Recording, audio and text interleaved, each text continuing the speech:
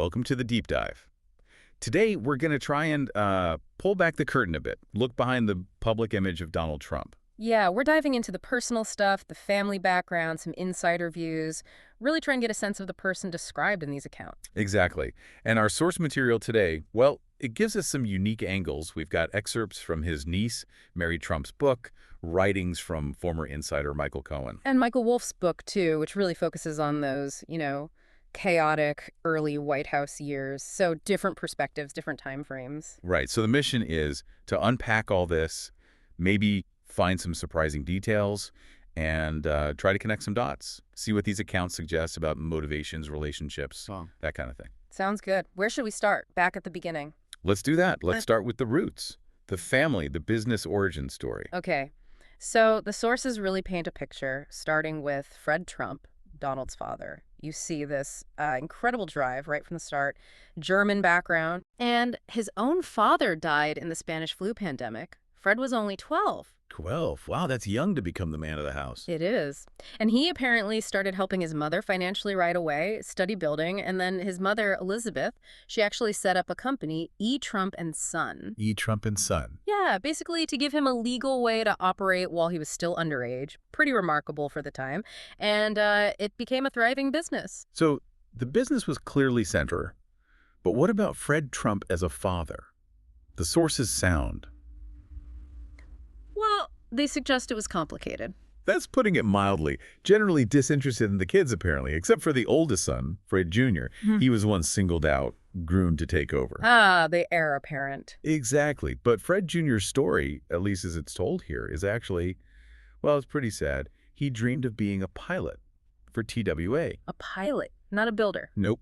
And he even apparently turned down a promotion once, seems like to stay close to family. But the sources say his father just wouldn't accept it, wouldn't accept him being a professional pilot. So the dream felt impossible because of his dad. That's the impression given, that Fred Jr. kind of spent his life trying to be who his father wanted, needing that approval above all else. He eventually came back to Trump management, asking for a job he didn't want. And Fred Sr. didn't think he could do it anyway. Right. He apparently agreed, but, reluctantly. It wasn't the path Fred Sr. envisioned for the heir. Meanwhile, you have Donald, the second son, and the sources describe him developing these defenses. Hostility, indifference, coping mechanisms for parental neglect. Yeah, that's what one source suggests. Coping with his mother's absence, his father's initial neglect, and this could, become a kind of learned helplessness, made it hard to connect emotionally, leading to grievance, maybe bullying, aggression. And Fred Sr.'s reaction to that. Well, this is interesting. Initially, Donald was the loud and difficult one, maybe not getting much attention. But when Fred Sr. did start paying attention, he apparently began to value those very traits, champion them even. So he reinforced the aggression. The sources suggest he kind of validated it, created a cycle where those behaviors, which might have made connection difficult, were actually rewarded by his father. Let's talk finances for a minute. That seems key to the family story, too. Trusts set up early on. Way back in the 1940s, yeah. Fred and his mother set up trusts for all the kids. But according to these accounts, it didn't mean easy access to money for everyone. Marianne, Elizabeth, Freddie, they were apparently trained not to ask. Trained not to ask. Yes, and if Fred Sr. was the trustee, they were kind of trapped, as one source puts it, financially stuck. But Donald was the, quote, exception. For anyone else, asking was weak, greedy, but not for Donald. And then there was Midland Associates later on. Yeah, in the 60s, Fred set that up, gave the kids 15% ownership in buildings. But one source calls it this quasi-legal, if not outright fraudulent way to transfer wealth and dodge gift taxes. And Fred Jr., the pilot, did he get his share? Apparently not easily, if at all. The sources suggest he had no real access to his share, even though he technically owned part of a building he actually lived in. Wow. The sources also include some really specific, almost jarring family anecdotes. They do. Mary Trump talks about visiting the Oval Office and Eric Trump not seeming to know who she was, her having to introduce herself as his cousin. Oof. And there's a really intense story about a rifle incident between her parents and her mom calling Fred Sr. to change the locks when her dad came back after they'd separated. It paints a picture of Fred Sr. still being very involved, even then. Definitely. And then there are descriptions of Fred Sr.'s decline later on, getting paranoid about money, hiding his wife's checkbook, having fits of rage. And the accounts surrounding Fred Jr.'s death, they sound quite bleak. Yeah, very stark. Forgetting plans, not calling before he died at just 42, and the reaction. The funeral, his sister Elizabeth collapsing, his grandmother apparently worrying about what to wear. And Mary Trump herself wasn't picked up from school. That's what she writes, just left there. Yeah. And then her own inheritance compared to her aunts and uncles. Tiny, relatively speaking. They apparently got around $170 million each, her takeaway.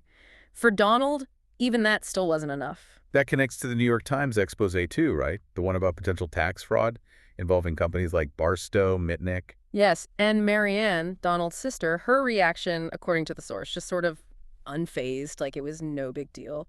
Michael Cohen adds another perspective on the kids, specifically Don Jr. Right. He describes Don Jr. looking kind of hurt, uncomfortable, desperate to get away from his father. And he shares Don Jr.'s story about his father basically saying, you know, work for me or you're cut off. Even though Don Jr. apparently preferred bartending or dreaming of Montana. Yeah, bartending, being separate, wanting to raise cattle somewhere. But he felt he had to just tough out being a Trump or risk being exiled from the family. So if you pull all that family background together, the harshness, the focus on business, the conditional approval, the favoritism, what's the pattern the sources suggest? I mean, reading these accounts, you really get a sense of an environment that could foster maybe a deep need for outside approval, for control, maybe a comfort level with relationships being very transactional. Strength is everything. Vulnerability is, well, not good. You can definitely see how those early experiences might shape things later on. It's hard not to draw those lines when you read this stuff. Okay, let's build on that foundation. How do the sources describe his move into the public eye, his business persona? There's a contrast there, isn't there, about his actual business skills? Oh, absolutely. You've got Mary Trump's view, which is pretty blunt. She basically says he has no real organizing principles. It's all about keeping up this fiction of being strong and smart because the reality is too terrifying for him. Their performance, essentially. In her view, yes. Yeah. But then you have Michael Wolff relaying what business insiders thought, and they apparently felt he knew almost nothing about finance, couldn't read a balance sheet, terrible negotiator, maybe only really understood construction. There's always a but, right. Right. But Wolff adds, these same people admitted he had instinct. He was a force of personality. He could make you believe. So maybe the persona was the main asset, more than, standard business smarts. And he certainly applied that persona to big, flashy ventures beyond the family business. Casinos, Mar-a-Lago, the airline shuttle. Yeah, Trump's Castle, Trump Plaza, the yacht, Eastern Airlines shuttle, and racking up enormous debt, billions by 1990, junk bonds for the Taj Mahal. And Mary Trump's take on how he managed that. She suggests the sheer scale and, frankly, the audacity of it all just kind of overwhelmed everyone, banks included. They couldn't quite see the shaky foundation under all the flash. She also points out how much he relied on his father, Fred, for key projects like the Grand Hyatt, Trump Tower. Definitely. Fred's connections, his know-how, his skills, she argues those were essential, even if Donald was the front man manipulating the process. The media obviously played a huge part in crafting that image. How do the sources characterize that relationship? It's interesting. They suggest New York's elite might have privately rolled their eyes, called him a court jester, maybe, but they still invited him places, validated his grandiose self-image. Gave him access. Exactly. And the media itself often went for the spectacle, didn't they? The messy divorce, the Playboy image, rather than the convoluted bank transactions. Which worked out well for him. Gave him the attention he seemed to want. Absolutely. It fueled the image, gave him adulation. Wolff mentions figures like Graydon Carter, Peter Kaplan, and this idea that covering Trump became almost a running gag, a cliche, maybe even reflecting the media's own issues. What about his personal style, his interactions? Michael Cohen gives some pretty raw accounts there. Yeah, Cohen's perspective is unfiltered. He talks about the workplace vibe, how silence was often the safest bet around certain comments, pushing back on, say, politically incorrect stuff. You'd just get ridiculed. A sexist swagger, he calls it. That's his phrase. He describes the atmosphere in Trump's world as proudly, defiantly Neanderthal about women. He even brings up the Billy Bush comparison with the Access Hollywood tape. He also shares that rather specific anecdote about seeing Trump in his underwear. Oh, yeah. In the Vegas suite, Cohen found it really odd, for her boss to be like that in front of an employee. And the description of the hair, air drying, looking like a balding almond brother. It's quite a visual. Wolf adds the notorious womanizer label. Right, the world's most famous masher. And Wolf mentions this theory that maybe younger women didn't take an older guy's cheating quite so personally. An interesting, if perhaps cynical, take. And relationships with the women actually in his life, Ivanka, for instance. Cohen observes a change in Ivanka after she married Jared Kushner. More cautious, protective of her image, less approachable than when she apparently used to call Cohen MC. He tells that story about being in the helicopter with her after the breakup with Jared, too. Yeah, that's quite a moment. Jared apparently broke it off because his mother wanted him to marry someone Orthodox Jewish. Cohen describes Ivanka looking really sad, like she was mourning. And Mary Trump's encounters. Mar-a-Lago. She found Mar-a-Lago garish and uncomfortable, but interestingly, she met Marla Maples there and found her quite friendly, down to earth, especially compared to Ivana, whom she describes with words like flash, arrogance, and spite. Wolf's take on Melania. Describes her as the trophy wife Trump talked about a lot, admired her looks, shared the spoils with her. Wolf quotes him saying, "A happy wife is a happy life." The gift-giving anecdotes from Mary Trump are also pretty revealing, aren't they? Oh, definitely. That first Christmas present from Donald and Ivana, a 3-pack of underwear, a dated journal, a shoe he thought was gold. And regifting a handbag with a used Kleenex inside. Yeah, to her mother, it certainly paints a picture of maybe a unique perspective on value and relationships. It really does. Okay, so we have this picture of the family, the business style, the persona. Let's pivot now to the campaign and those early White House years, drawing on what the sources say. Right. This is where Michael Wolff's account really comes into play. He talks about Roger Ailes, for example, apparently dumbfounded that Trump actually won. But he saw a connection. Yeah, Ailes immediately saw this straight line from Nixon to Trump, and he was eager to get involved, already planning a new conservative network. The campaign itself initially was tiny, right? Just a few key people. Super lean. Lewandowski, Hope Hicks, Trump himself. Apparently, that's how Trump preferred it, fewer people. But his relationships with campaign managers were volatile. Extremely. Berating and firing Corey Lewandowski, then apparently saying later, wish Corey was back. He soured on Paul Manafort pretty quickly, too. It seems like a pattern. Yeah. Intense pressure, then sudden shifts. And there was a key funding moment mentioned by Wolff with the Mercers. Yes, Bob Mercer and his daughter Rebecca. They'd backed Ted Cruz, but when his campaign seemed to be failing, they shifted support and a crucial $5 million to Trump right when his campaign looked like it was cratering, a major boost.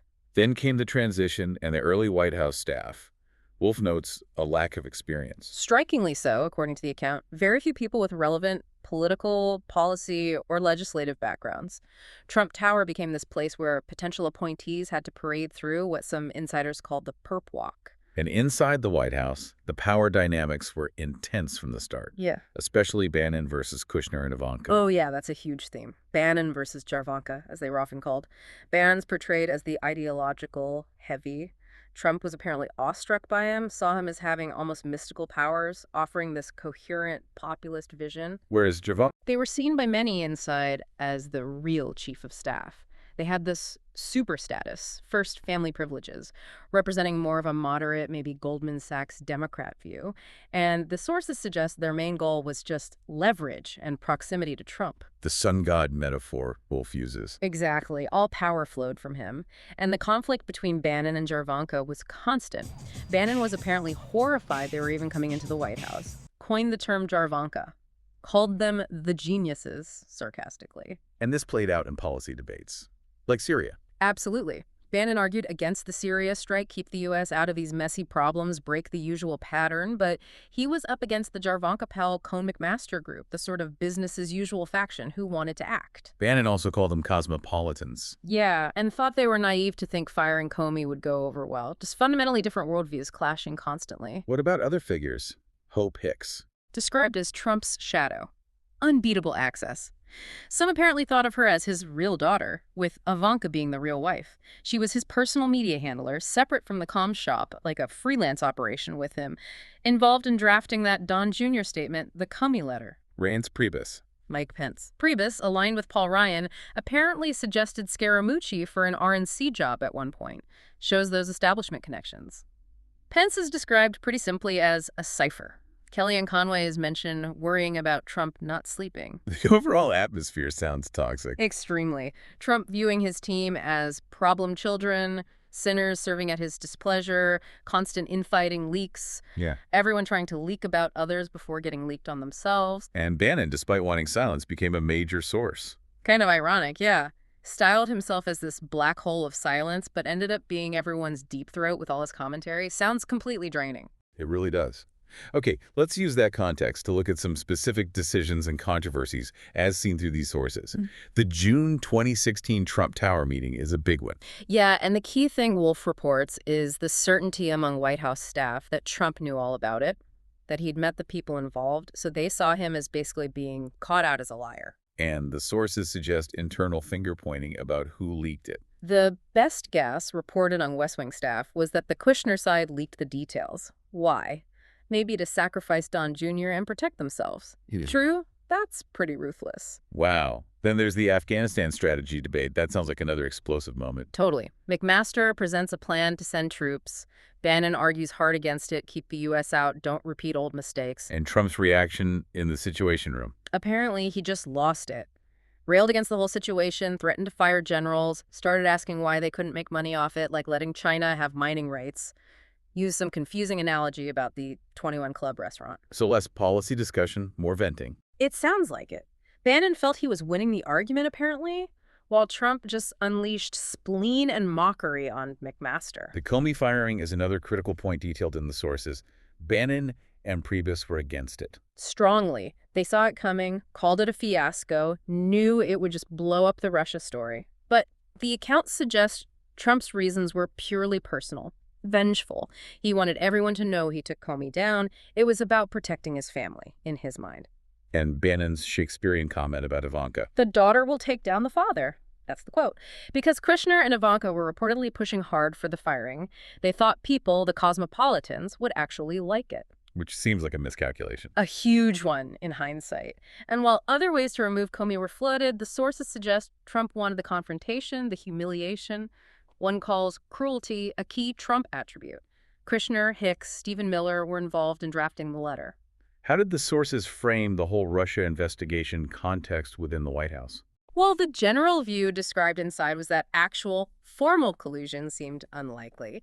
The campaign was just too disorganized for that, many thought. But side deals, freelance stuff, financial transactions, that was seen as the real danger zone. They mentioned specific concerns, like the Sally Yates report, Flynn. Oh, yeah, the Yates report, Flynn's unmasking, leaks coming from the FBI or DOJ. There was apparently this feeling that the Justice Department, seen as hostile, had ears on the Trump team, a fear of investigators wanting to turn Watergate into Pissgate. Trump's own view was just that talking to Russians was fine. Pretty much. Nothing wrong. Meanwhile, Kushner was reportedly facing serious legal jeopardy. His family business was getting squeezed financially, facing potential distressed debt situations because of his exposure. Bannon had strong reactions to some of this, the Felix Sater connection. Oh, yeah. He described Sater as shady, a link to Russia through Michael Cohen. And noting that Andrew Weissman, a tough prosecutor, had history with Sater, Bannon's reported reaction to Jarvanko was pretty crude. Something like, "You've got the LeBron James of money laundering investigators on you now. My blank just got tight." Shows a level of anxiety. There are other political observations scattered throughout too, right? Little nuggets. Definitely. Ailes' cynical line, "Men who demand the most loyalty tend to be the least loyal pricks." Trump's reported disdain for Paul Ryan, seeing everything Ryan did as a personal insult, betting against him. Bannon thinking Trump's political instincts could be way off, like backing Strange over Moore in Alabama. And that fixation on Scarborough and Brzezinski. Yeah, feeling totally betrayed by them. Like his commission for giving them access should have been slavishly favorable treatment. The sources describe his wounded feelings about their criticism as deep, crazy deep. Okay, so we've covered a lot of ground drawing from these different accounts. Stepping back, what's the overall picture they paint? It feels incredibly complex. It really is. You see this constant interplay, don't you? The deep personal history, those intense family dynamics we started with, bleeding into business practices, shaping the public persona, driving media interactions, and then erupting inside the White House. Yeah, these accounts really try to offer a lens onto the motivations, the relationships, the decision-making behind the public face. Often seems very different from the official story. And recurring themes just keep popping up, you know? The shadow of the upbringing, that constant tension between loyalty demanding it versus giving it, the immense power of shaping your own narrative through media, and just the sheer chaos of those power And struggles. really makes you wonder, doesn't it? How much does all that personal history, those family dynamics revealed in these sources, how much does that foundation continue to drive public actions, political outcomes, even now? That's the lingering question, absolutely. How much of the past is always present? A powerful thought to leave things on. And that brings us to the end of this deep dive.